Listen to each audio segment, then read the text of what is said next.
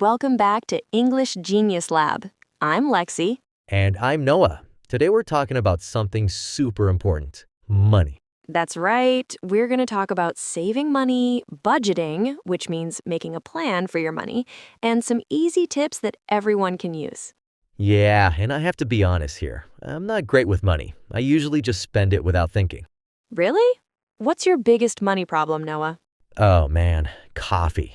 I buy coffee every single day, sometimes twice a day. And it's expensive coffee too, not the cheap stuff. Wow, okay. So how much do you spend on coffee in a week? Let me think. Maybe $40? $50? Actually, I don't really count it. Right there. That's the problem. You don't count it. Look, $50 a week is $200 a month. That's a lot of money. $200? Seriously? Yes, and that's just coffee. What about eating out or buying things you don't really need? Oh no, don't even ask me about that. I'm getting scared now. So what should I do? Stop drinking coffee? No, you don't have to stop completely, but you can make small changes. For example, make coffee at home most days, buy coffee out only on weekends. That makes sense. Or buy a really nice coffee machine. Yes, it costs money at first, but you'll save money later. This is called an investment. You spend money now to save money in the future. Oh, I like that idea. What other easy ways can people save money? Well, here's a simple one. Always make a shopping list before you go to the store. And stick to it. Don't buy things that aren't on your list. Yeah, I never do that. I just walk around and buy whatever looks good. Exactly, and that's how stores make money. They put expensive things where you can see them easily. They want you to buy things you don't need. That's so smart. What about eating out? I do that way too much too. Okay, here's what I do. I cook big meals on Sunday, like soup, pasta, or rice with vegetables. Then I have food for the whole week. That sounds boring though. It doesn't have to be. You can make different things. And you know what? Eating out once a week feels more special when you don't do it every day. That's true. So let's talk about budgeting. That word always scared me. It sounds so official. Don't worry, a budget is just a plan. It's like this.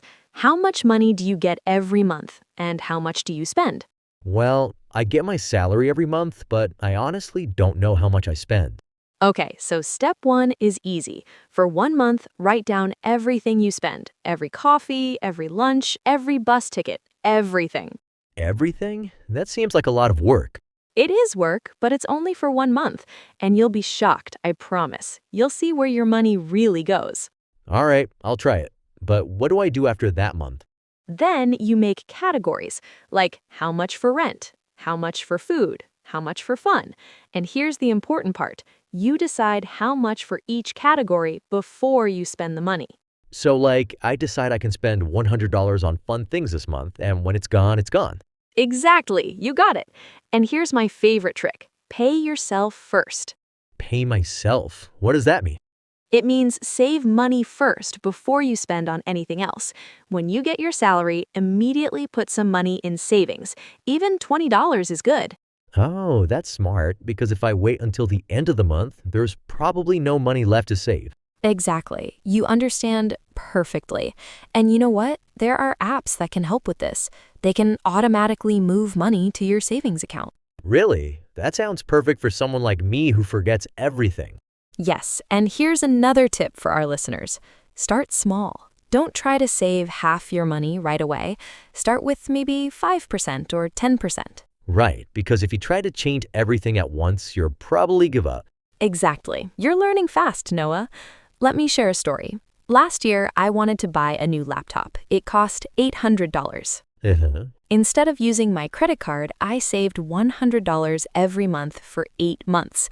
By the time I bought it, I felt so good. No debt, no stress. Wow, that's impressive. I would have just bought it immediately and worried about the money later. And that's normal. Most people do that. But credit cards are expensive. If you buy something for $800 on a credit card and only pay the minimum each month, you might end up paying $1,000 or more. $1,000 for an $800 laptop? Yes, that's because of interest, extra money you have to pay when you borrow money. Credit card interest is usually very high. Okay, you're really opening my eyes here. What advice do you have for beginners like me who want to start managing money better? First, don't feel bad about your past money mistakes. Everyone makes them. Just start today with small changes. That's good to hear. Second, find one thing you spend money on that you don't really need. Maybe it's expensive snacks or magazines or app subscriptions you don't use. Oh, I have like 5 different streaming services. I definitely don't watch all of them.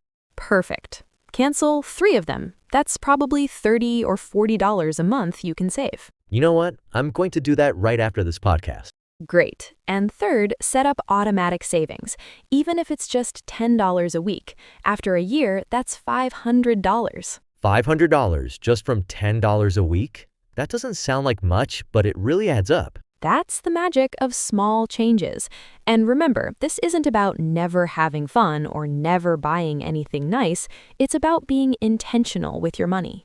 Intentional. I like that word. It means thinking before you spend, right? Exactly. Ask yourself, do I really want this, or am I just buying it because I'm bored or stressed? Oh man, I buy so much stuff when I'm stressed. I never thought about that connection. Many people do. It's called emotional spending. When you feel bad, buying something gives you a little happiness, but it doesn't last long. Yeah, and then I feel worse because I spent money I shouldn't have. Right, so try this. When you want to buy something, wait 24 hours. If you still want it the next day and you have the money budgeted for it, then buy it. The 24-hour rule. I can do that. Lexi, this has been so helpful. I feel like I have a plan now. That's wonderful. And remember, everyone, managing money is a skill, like learning English. It takes practice. Don't be hard on yourself if you make mistakes. So let's review the main points for our listeners. First, track your spending for 1 month to see where your money goes. Second, make a simple budget with categories for different types of spending. Third, pay yourself first by saving money as soon as you get paid. Fourth, find small ways to save money every day.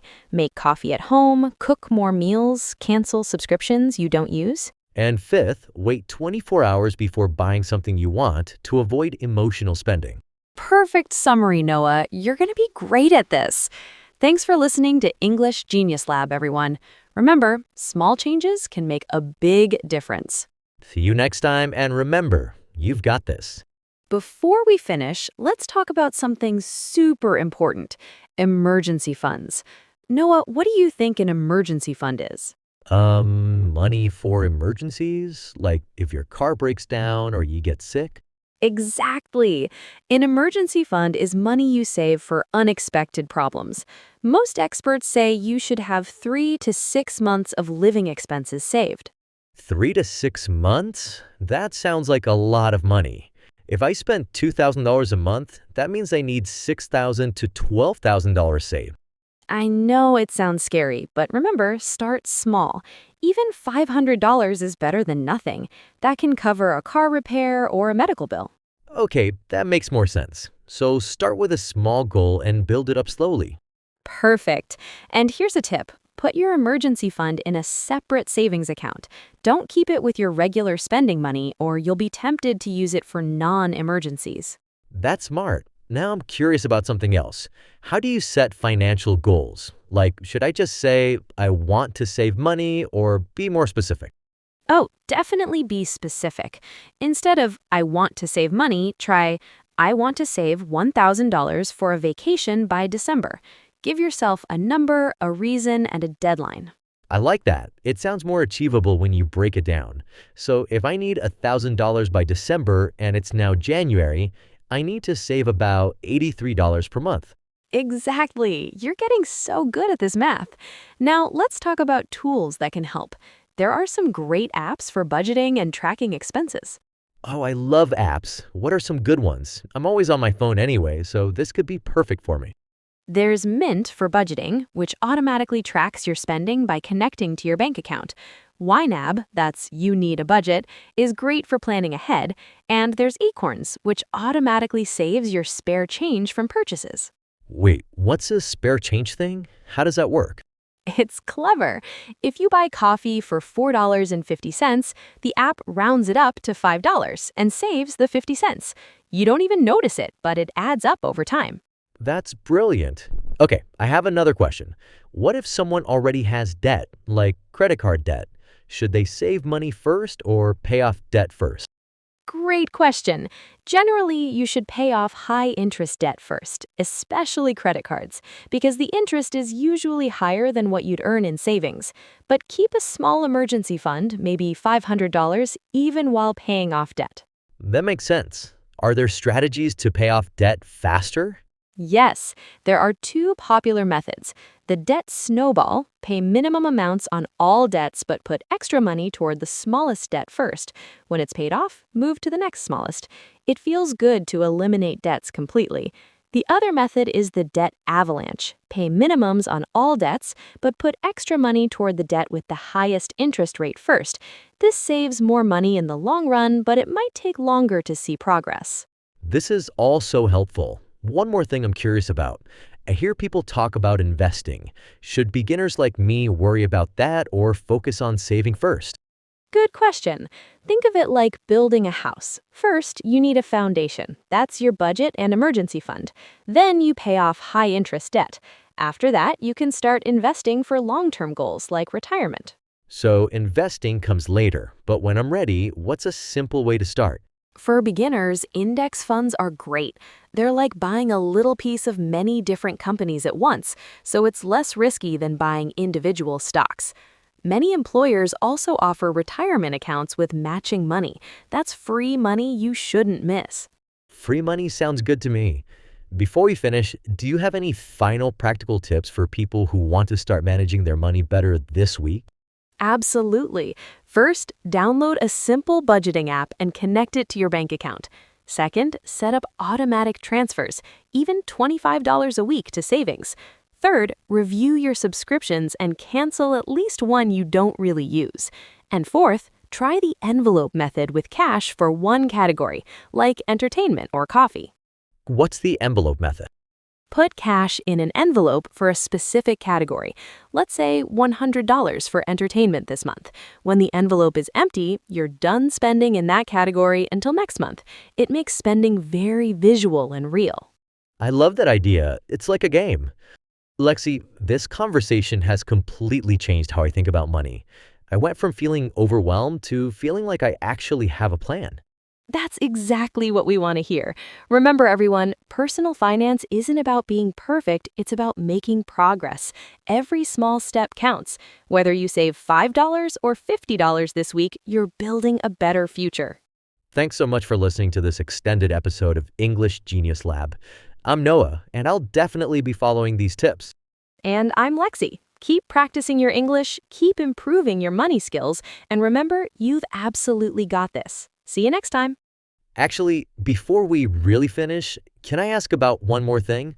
What are some common money mistakes that people should avoid? Oh, that's a great question. The biggest mistake is not having any plan at all, just living paycheck to paycheck without thinking about the future.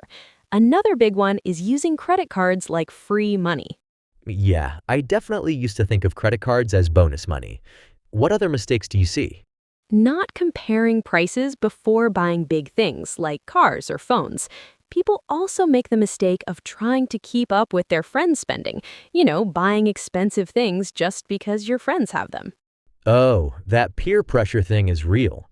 What about when people get salary increases? Do they make mistakes then too? Yes, that's called lifestyle inflation. When people get more money, they immediately start spending more money. Instead, they should save that extra income or use it to pay off debt faster. That's such a good point. I realize I never learned this stuff in school.